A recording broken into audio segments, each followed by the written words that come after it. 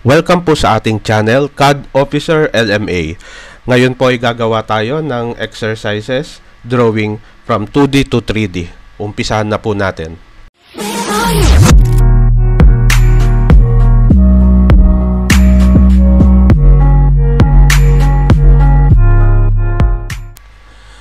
Ngayon po, ang gagawin po naman natin na exercise is itong narito sa left side ng ating screen. Okay. Ngayon, iset po muna po natin ang ating units, 2 millimeters. Ngayon natin tong millimeters, then decimal. Okay, close natin, then set natin yung ating layers. Magdagdag tayo dito ng dimension.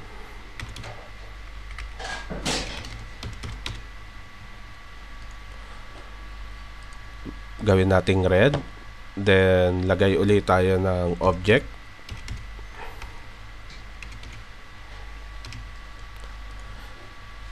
Gawin naman natin siyang white. Then lagay ulit tayo ng center line.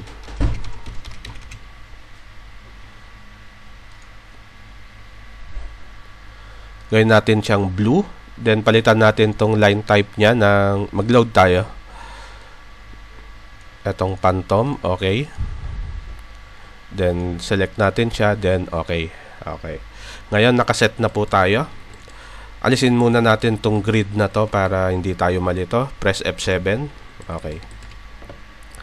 Then analyze muna natin yung drawing kung ano yung bago tayo mag-start, kung saan tayo mag-umpisa. Sa ngayon umpisahan ko to tong center line na to. Meron siyang gawa ko na center line. Okay, line. Center line, press F8 para maging ortho. Okay. Gawin ko lang tong okay, yan, blue. Palitan ko to ng object. Gawin kong object yung layer natin. Sabi dito, radius 11, tong pinakamaliit niya na circle. So, press ako na C. Then, select ko yung center point nito. Ang default na hinahanap dito is radius. So, press lang natin ang 11. Base sa drawing. Okay. Ito na siya. Then, sunod na circle niya is 14 radius. So, C. 14. Then, sunod niya is 11, 14, then 17. So, C. 17. Ayan. Meron na tayong tatlong circle na to. So, gawin din natin tong isa pang circle, 22.5. 22.5. Okay. Then, ito, 26. 26. Ayan. Kompleto na ang ating construction line. Palitan lang natin to. Okay. Stretch natin to. Extend natin. Okay. Stretch na lang natin. Ito lang naman is construction line pa lang naman to. Then sabi dito is meron siyang 45 degrees na construction line itong circle na to. So gawa ko ng line from this and from the alisin ko naman na gawa muna ako dito ng center line na to. Okay. Tapos, rotate to natin to ng 45 degrees. RO. Ito tayo sa may pinaka-point niya. 45. Okay. Kasi yan lang natin. MA uli natin. Match properties. Okay. Ito na yung pinaka-center nito. Ito na siya. So, sabi dito, meron siyang 2.5 na radius. Gawa ulit tayo ng C along dito sa 26. Ito yung 26 natin. So, ito yung 26 natin, which is yung center line ng circle. So, gawa tayo na circle dito. 2.5. Then, sunod naman is circle uli na meron siyang value na 6 radius. 6. Ayan. Then, pwede natin tong, ito na siya, magti-trim na tayo.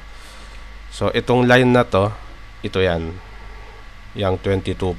So pwede na natin tong i-trim dito. So press lang natin TR, trim natin to, then trim natin to. Ayan na siya.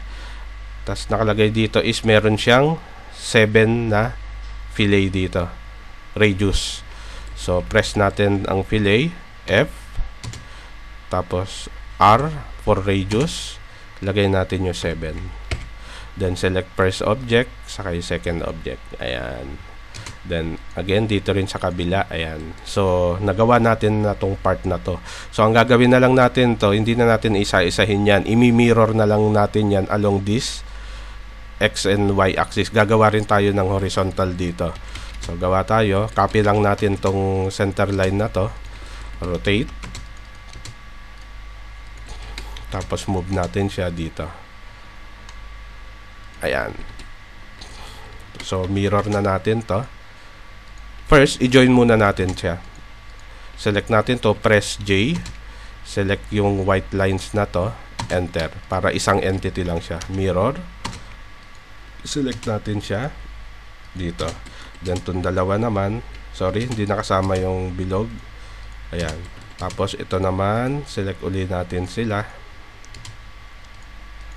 Okay, ayan. Ngayon, magti-trim na uli tayo. Pwede na natin tong burahin, hindi na natin kailangan. Then trim lang natin tong mga nasa inside na to, yung hindi natin kailangan. Ito, saka ito. Tapos mesh properties natin para maging object layer na sila. So ito na siya. Ganun din to, tong tatlo na to. Ayan, okay. Then gawin naman natin tong nasa taas na to.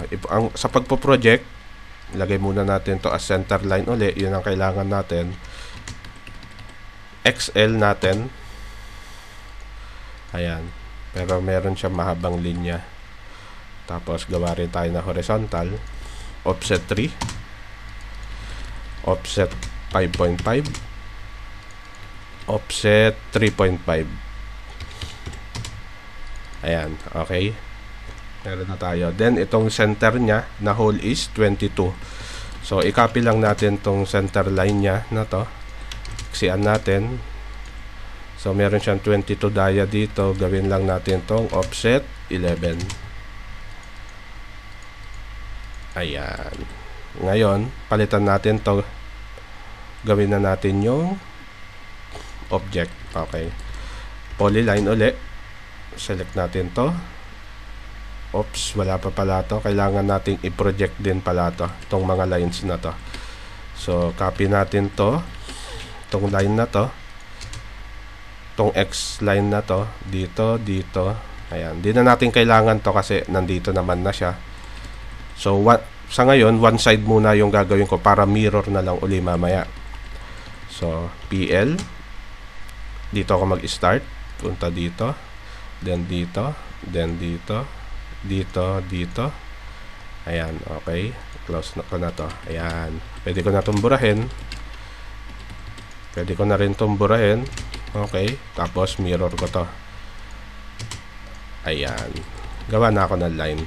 Sa pang line. It's either pwede akong gumawa ng rectangle or line. Wala naman problema. Ngayon, rectangle naman. Ayan. Okay. Dahil ang section line nito is dito, kumbaga dito dumaan yung section line yan dito sa center na to, kaya ganyan. So ang nakat niya lang is itong part na to.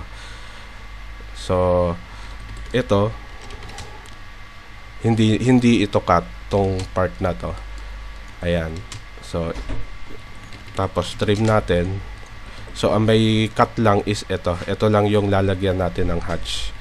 Mirror muna natin to. Ayan, tapos hatch natin. Select natin to, saka to. Tapos gawin natin itong mga 10. Okay. Masyado maliit, 5 lang para maganda siya tingnan. Palitan uli natin ang kulay. Gawin lang natin itong gray na to. Remove na natin to, remove na natin to. Ayan, remove na natin yung mga hindi na natin kailangan. Itong line na to, gawin natin. Meron ba? Okay. Okay na. So, ang gagawin na lang natin is dimensioning. Lagay tayo ng dimension dito. Kasi dito natin umpisahan. Okay, masyado maliit yung dimension natin. So, gawa tayo ng bagong set ng dimension. Press natin yung D for dimension. Then, new tayo. LMA, dim. Then, continue. Palitan natin tong text. Gawin lang natin 3. Tapos dito, 1.5 yung offset from dimension line. Tapos, symbols. Yung arrow size niya, gawin natin 2.5. Then, dito, ano pa ba? Itong lines. And natin 1.25. 1.25. Tapos, punta tayo dito sa primary units. Ayan, yung precision niya. 1 0 lang ilagay natin. Tapos, dito sa text, gawin nating outside. Tapos, align with dimension line. Okay. Set current, then close. Ngayon, palitan natin yung layer natin na dimension. Okay, DLI para sa dimension. DLI. Okay, this point, meron siyang 22. Okay, ito yung dimension niya. So, masyadong malaki pa rin yung dimension natin, di ba? So, para hindi na tayo umulit uli, ililiitan natin tong dimension gamit yung existing. Hindi na ganito. Press natin yung D. Let's say nandito na siya. Hindi na i-modify lang natin. Hindi na natin papalitan to isa-isa. Itong 3, papaliitin natin to. Ang papalitan na lang natin dito is itong primary units niya. No, hindi pala yan. Itong fit. Itong use overall scale, gawin lang natin siguro mga 0.9. So, ibig sabihin yan, basically, ang mangyayari dyan, yung whole set ng dimension natin is liliitan niya ng 0.9. Tingnan natin. Okay. Set current, then close. Ayan, lumiliit siya unti-unti, di ba? Liitan pa rin natin. As per sa drawing, parang mas maliit pa. So, press D uli, then modify. Yan naman natin mga 0.75 siguro. Okay, set current, then close. Sorry. D, modify, 0.75. Okay. Set current, then close. Yan. Ayan. Okay na siguro to. Then yung text nitong dimension, gusto kong siyang gawing green. So, modify uli natin. Then, punta tayo dito sa text. Ito yung text color niya. Gawin lang natin tong green. Any color. Prepare ko lang.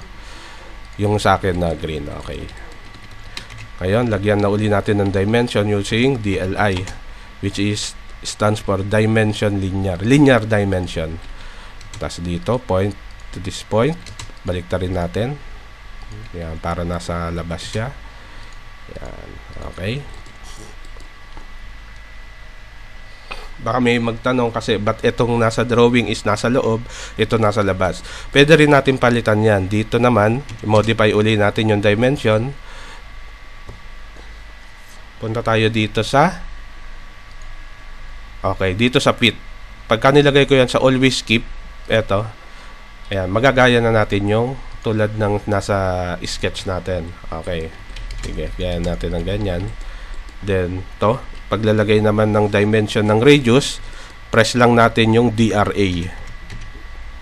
Then, enter. Select natin yung dimension na to. Select natin to. Then, select din natin to. Ayan, pwede naman natin tong i-edit. Atakin lang natin palabas para maayos din yung gawa natin. Then, ano pa yung may dimension? Ito rin. Tapos ito. Atakin natin palabas ng konti. Tapos ito. Tapos ito nasa loob niya. Okay. Ito na yung drawing natin. Ngayon, meron pa tayo. Itong 26 na to. So, meron siya nakalagay na arc. So, gawa tayo dito ng circle. Simula dito sa may center point up to center point din itong circle. Tapos, itrim lang natin para lang magaya natin to. Gawa tayo ng C. Itong circle na to is pang trim lang natin. Paano ba yon? Okay, press natin yung trim. Tapos yung outside, i-trim natin. Tapos yung natitira na to, delete na lang. Delete na natin tong circle.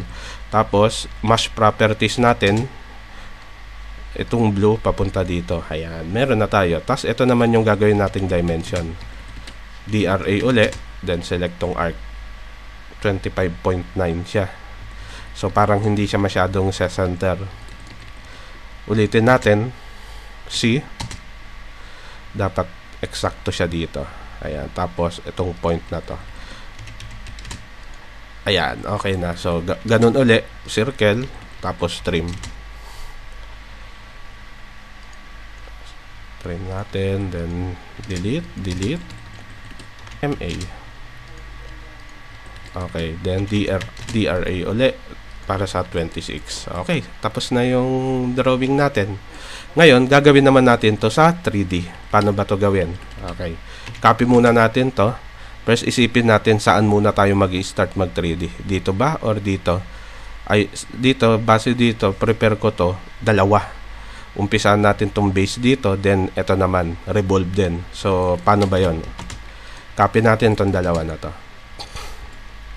Then, delete natin yung hindi na natin kailangan. Itong mga dimension, hindi natin to kailangan. Ito. Keep muna lang natin yung mga center line natin. Baka kailangan din natin mamaya. Itong hatch, di na rin natin kailangan yan. Okay. Gawin uli natin dalawa tong screen natin. Punta tayo sa view. Configuration. Then, gawin natin vertical. Ito. Stay lang natin siya dito sa plan. Then, ito naman gawin natin isometric. So, palitan ko lang tong workspace ko. Gawin ko siyang 3D modeling. Then, dito tayo sa gawin natin tong isometric. Yan. Okay. Una kong gagawin dito, plan ko is i-extrude ko muna tong ano na to. Tong base niya na to up to dito. Tas itong part na to is i-revolve ko. Okay. Gawin ko na. Ihiwalay ko muna to. Ihiwalay ko to.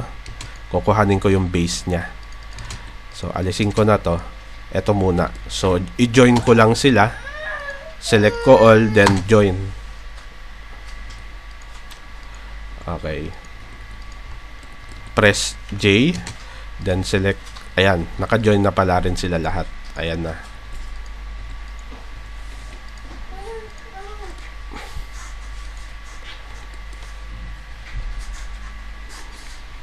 Then, extrude na natin to. Ang thickness niya is, ayon dito sa plan, 3. So, EXT. Select yung object na i-extrude. Then, press lang natin 3. Ayan na siya. Tapos, may mga butas siya. Extrude rin natin tong butas na to, na mas mataas siya. Para pag-subtract natin, walang maiiwan. Magiging butas talaga siya. So, move down lang natin ng konti. Ayan. SU. Then, select yung object na babawasan. Then, select natin tong 4 na to. Ayan. So, tapos na tong lower part na to. So, gawa lang ako ng construction line dito. Gawin ko lang tong ano. Ito ang gagawin ko kasi itong part na to. Ito ang i-revolve ko. So, i-trace ko to. Gawa uli ako ng polyline. Siguro, wag na muna. Ayan. Okay. Iba naman pala ang kulay niya. Dito, dito, dito, saka dito. Ayan. Ito ang i-revolve ko ngayon. So, i-rotate ko muna to nang nakatayo siya para tumayo siya. Hindi, i-revolve ko na muna pala. Revolve, REV. Then, select yung i-revolve. Tapos, select yung axis point. Ayan. Ito na. Tapos, enter lang natin. Okay. Then, saka ko siya i-rotate. I-move ko lang to dito. Move ko to dito. Then, rotate natin siya. Palitan ko to. Gawin ko siyang left. Then, press na yung rotate. Ayan na. Oop, mali. Ayan na siya. So, ang gagawin na lang is paano mo to ilalagay dito sa ibabaw niya na to. So, ito yung construction line ko kanina. Ito yung center point. Pwede ko na, ito lang, pwede ko na tong kuhanin, tong line na to. So, copy ko to, base dito sa base point na to. Ito yan. So, meaning, itong point nyo na to, ito yung center point nya. So, pwede ko na tong i-copy. Hanapin natin yung center point ng ilalim nya, which is, ito. Itapat lang natin yung mouse natin dito, lilitaw na yung center point yan. Ayan na siya. So, ilagay na natin to. Mas mababa ito. Kung titingnan natin siya, ganyan lang natin tong word. Pag tiningnan ko to sa front view, eto siya, di ba, mababa siya, nakalubog siya, which is dapat, ayon sa plan, is nakaangat siya ng 3mm. So, ang gagawin natin, from dito, palitan lang natin to, gawin nating front, tapos M for move natin to ng pataas, 3mm, 3. Ayan, so balik na tayo, ibalik uli natin to sa word, then gawin natin uling isometric. Ayan na siya. So ang kulang na lang dito kapag ginawa ko tong realistic is yung butas niya. Wala pa siyang butas, diba? Dapat kanina pala iniwan ko na siya para na i-subtract ko na. Anyway, ngayon, pwede pa rin namang gawin yon. Balik natin dito siya sa wireframe. Ito, i-copy uli natin to. Ito yung butas na yon. Ito yung point. Dito. Tapos, extrude natin tong white na, na to, circle. Extrude. Baba natin ng konti para ma-make sure natin na masusubtract siya as in butas. So, press uli yung subtract, select tong object na to, tapos tong circle na to. Ayan. Tapos, palitan natin ang kulay. Okay, ito na siya. So, magkahiwalay pa sila na entity. Gagawin natin, i-union natin siya para maging one entity siya. Press union for UNI. Okay? Enter, then select natin yung dalawang object. Ayan, isang entity na siya. So, punta ulit tayo dito. Burahin na natin to. Okay. Ito na siya. Ito, close ko lang, tapos maximize ko to. Ito yung 2D plan, ito yung 3D model niya. Orbit lang natin. Tignan natin yung ilalim niya. Ito na siya. Palitan ulit natin muna ng kulay. Gawin natin tong ayan, object. Palitan lang ng kulay. Okay. Yung green. Okay. Kung may natutunan po kayo at nagustuhan nyo po ang ating video, hit like and share po. Then pa-subscribe na rin para updated po kayo sa mga future tutorials pa na gagawin natin. Salamat po.